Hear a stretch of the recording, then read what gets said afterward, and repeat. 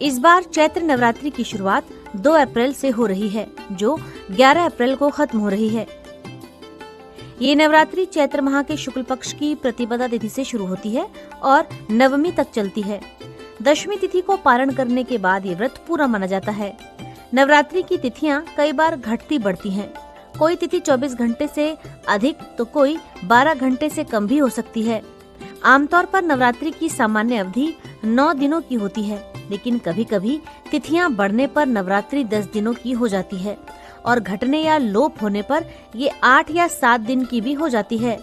दिनों के आधार पर नवरात्रि का महत्व है।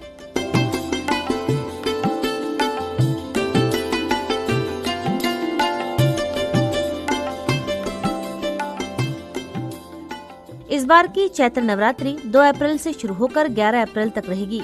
11 अप्रैल को ये पारण के साथ समाप्त होगी। ये 9 दिनों की नवरात्रि होगी। इन पूरे 9 दिनों में माँ के 9 रूपों की आराधना की जाती है।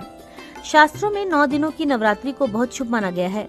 इस बार माँ घोड़े पर सवार होकर आएंगी।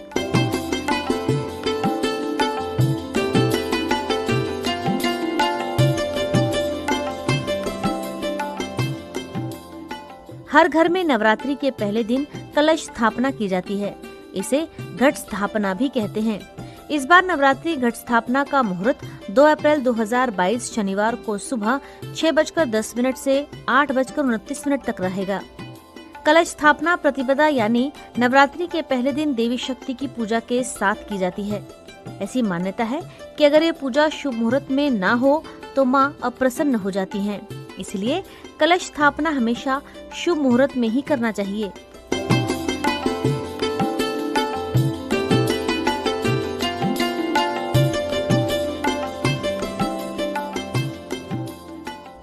कलश स्थापना का सबसे उत्तम समय दिन का पहला 1/3 हिस्सा होता है। किसी दूसरी स्थिति में अभिजीत मुहूर्त सबसे उत्तम माना गया है। कलश स्थापना के लिए चौड़े मुंह वाला मिट्टी का बर्तन ले और उसमें सप्तधान्य बोएं।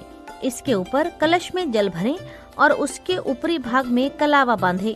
कलश के ऊपर आम या अशोक के पल्लव रखें।